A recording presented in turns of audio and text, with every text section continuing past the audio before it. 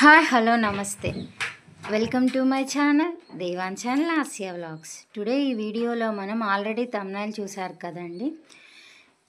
నన్ను చాలామంది మన సబ్స్క్రైబర్స్ కమెంట్లో అడుగుతున్నారండి. అంతకుముందు నాకు తెలియదు, నాకు రీసెంట్గానే తెలిసింది. నేను తెలుసుకొని తెలియని వాళ్ళకి తెలియాలని ఇప్పుడు నేను మీకు ఈ వీడియో చేస్తున్నానండి.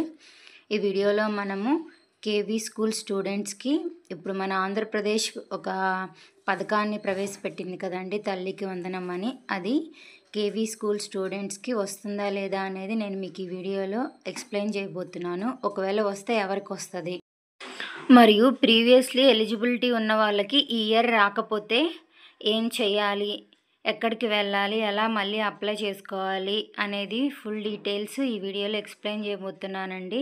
మరియు ఫస్ట్ క్లాస్కి వెళ్తారు కదా స్టూడెంట్స్, వాళ్ళకి తల్లికి వందనం ఎలా తీసుకుంటారు అన్న ఫుల్ డీటెయిల్స్ ఈ వీడియోలో చెప్తాను, చూసేయండి.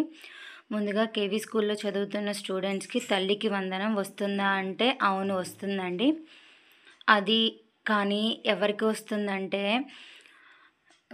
మనకి నార్మల్గా రేషన్ కార్డు ఉంటుంది కదండి, ఎంప్లాయీస్ కాకుండా, అంటే central government state government employees కాకుండా నార్మల్ వాళ్ళకి, రేషన్ కార్డు ఉండే వాళ్ళకి తల్లికి వందనం అనేది వర్తిస్తుంది అనమాట. దాంట్లో కూడా కొన్ని ఉన్నాయండి. 4 వీలర్స్ కానీ, మనకి ఏమంటారు ఫ్లాట్ ఇంత ఉండటం అని కానీ, కరెంట్ బిల్లు ఇన్ని యూనిట్స్ కన్నా ఎక్కువ వస్తే కానీ అలాంటి వాళ్ళకి ఎలిజిబిలిటీ ఉండదండి. నార్మల్గా రేషన్ కార్డు ఉన్న వాళ్ళకి ఎలిజిబిలిటీ అయితే ఉంటుందన్నమాట. సో వాళ్ళకి డైరెక్ట్గా తల్లికి వందనం అనేది పడిపోతుంది అనమాట. మీకు అర్థమైంది కదా, కేవీ స్కూల్ స్టూడెంట్స్కి తల్లికి వందనం అయితే వస్తుందండి. సెంట్రల్ గవర్నమెంట్ స్టేట్ గవర్నమెంట్ వాళ్ళకైతే రాదనమాట. సో ఇప్పుడైతే 2nd class to 9th class వరకు తల్లికి వందనం పడిపోయిందండి. ప్రీవియస్గా ఆల్రెడీ అంతకుముందు గవర్నమెంట్లో అందుకున్న వాళ్ళు, ఇప్పుడు అందుకోకుండా ఉన్న వాళ్ళు, అంటే ఎలిజిబిలిటీ ఉంది కానీ మాకు రాలేదు అని కంప్లైంట్ రైజ్ చేయడానికి గ్రీవెన్స్ అంటారండి. ఆ గ్రీవెన్స్లో మరలా వీళ్ళు అప్లై చేసుకోవచ్చు అనమాట. 4 డేసే టైం ఉంది, అంటే ఆల్రెడీ 2 డేస్ అయిపోయినట్లుంది, ఇంకా 2 డేసే టైం ఉంది. మళ్ళీ గ్రీవెన్స్కి అప్లై చేసుకోవాలన్నమాట వాళ్ళు. అంటే లాస్ట్ ఇయర్ అప్లికబుల్ ఉంది, వచ్చింది ఆల్రెడీ, కానీ ఇప్పుడు ఎలిజిబిలిటీ లేదు, రాలేదు అని చూపిస్తుంది అనమాట. ఎందుకు రాలేదు, మేము ఎలిజిబిలిటీ ఉంది కదా అని కంప్లైంట్ రైజ్ చేయటాన్ని గ్రీవెన్స్ అంటారండి. ఈ గ్రీవెన్స్ పెట్టుకోవటానికి మనం ముందుగా సచివాలయంకి వెళ్ళి, వెల్ఫేర్ ఇన్స్పెక్టర్ అని ఉంటారండి, వాళ్ళ దగ్గరికి వెళ్ళి ఈ కంప్లైంట్ అనేది రైజ్ చేయాలన్నమాట. మీకు ఈ పాయింట్ అనేది అర్థమైందని అనుకుంటున్నాను. సో మీరు అక్కడికి వెళ్ళి ఈ కంప్లైంట్ అనేది గ్రీవెన్స్లో రైజ్ చేస్తే రిజల్ట్ అనేది 30 తర్వాత రిజల్ట్ అనేది వస్తుంది అనమాట.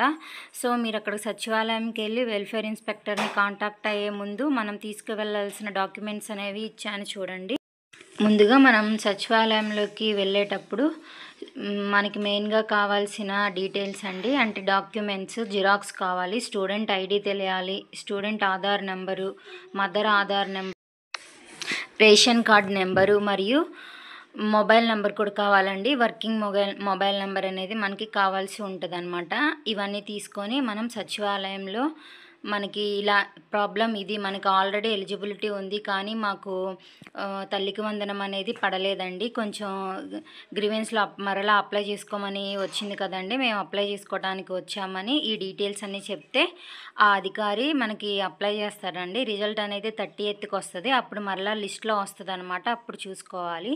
అదే లిస్ట్లోనే అప్పుడు 30th ఫస్ట్ క్లాస్ లిస్ట్ అనేది డైరెక్ట్గా గవర్నమెంటే రిలీజ్ చేస్తుందండి. అంటే ఇప్పుడు వరకు 2nd క్లాస్ నుంచి తల్లికి వందనం వేశారు కదా, మరి ఫస్ట్ క్లాస్ వాళ్ళ సంగతి ఏంటి అంటే, ఆటోమేటిక్గా ఫస్ట్ క్లాస్ లిస్ట్ అనేది ఇంతవరకు రాలేదండి. డైరెక్ట్గా ఈ మంత్ 30th ఫస్ట్ క్లాస్ వాళ్ళ లిస్ట్ కూడా రిలీజ్ చేస్తాడనమాట.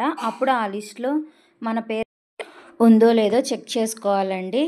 ఒకవేళ లేకపోతే మనం ఎలిజిబిలిటీ ఉన్నా కానీ మన నేమ్ రాకపోతే, ఇప్పుడు ఆల్రెడీ గ్రీవెన్స్లో అప్లై చేస్తున్నారు కదండి 2nd క్లాస్ నుంచి తల్లికి వందనం పడిన వాళ్ళు రాలేదని, అలాగే ఫస్ట్ క్లాస్ వాళ్ళు కూడా ఎలిజిబిలిటీ ఉన్నా ఒకవేళ మన నేమ్ అనేది 30th ఈ మంత్ రాకపోతే మరలా గ్రీవెన్స్లో ఈ విధంగా అప్లై చేసుకోవాల్సి ఉంటుంది.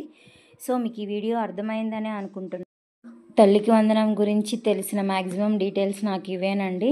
నేను అవి మీతో షేర్ చేసుకుందాం అనుకొని నేను ఈ వీడియో చేశాను. మనకి కేవీ స్టూడెంట్స్కి అసలు తల్లికి వందనం వస్తుందా అని నెట్లో కొట్టినా ఎక్కడ వీడియో కనిపించట్లేదండి. సో మీకు యూజ్ అవుతుందని ఈ వీడియో చేసా. మీకు యూజ్ అయితే లైక్ చేయండి, షేర్ చేయండి, కమెంట్ చేయండి.